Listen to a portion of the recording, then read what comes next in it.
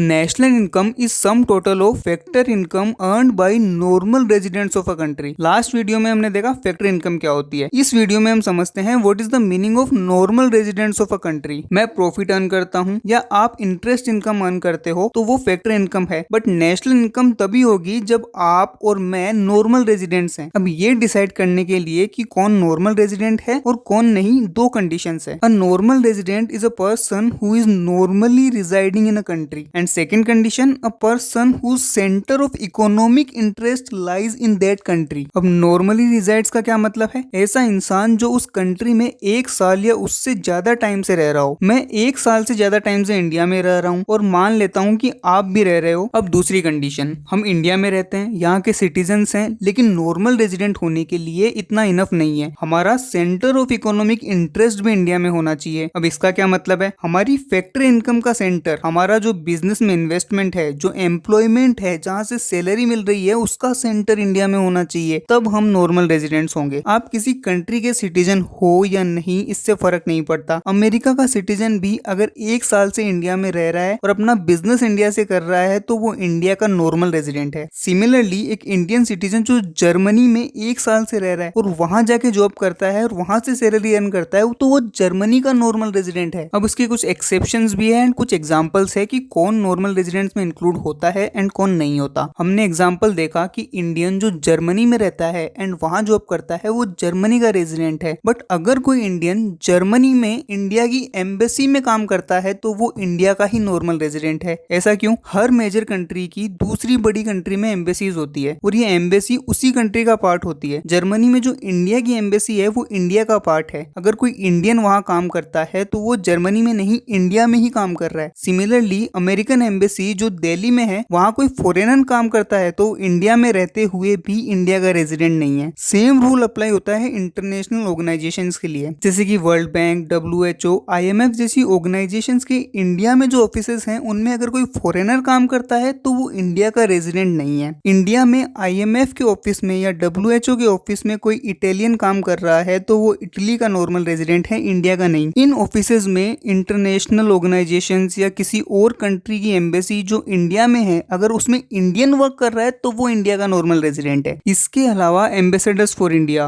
Officers from India and armed forces के members अगर किसी और कंट्री में डिप्लॉयड हैं तो वो फिर भी इंडिया के ही नॉर्मल रेजिडेंट्स हैं। अब एक यूनिक केस देखते हैं। पार्टीशन के टाइम पे पंजाब में कुछ ऐसे फार्मर्स थे जिनका घर इंडिया में रह गया और उनका खेत या उनका फार्म पाकिस्तान में चला गया। वो फार्मर्स रोज फार्मिंग करने के लिए बॉर्डर क्रॉस करके पाकिस्तान जाते, वहां फार्मिंग करते और शाम को अपने घर वापस इंडिया में आ जाते। तो वो कौन सी कंट्री के नॉर्मल रेजिडेंट्स माने जाएंगे? वो लोग उस कंट्री के रेजिडेंट्स होंगे जिसमें वो रहते हैं। तो अगर उनका घर इंडिया में है और वो रोज पाकिस्तान जाते हैं टू वर्क, तो भी वो इंडिया के नॉर्मल रेजिडेंट्स होंगे। Now we can understand national income. National income is sum total of factor income earned by normal residents of a country in an accounting year. Factor income क्या होती है और normal residents क्या होते हैं, ये हमने समझा। From next video we will start understanding national income and other related aggregates.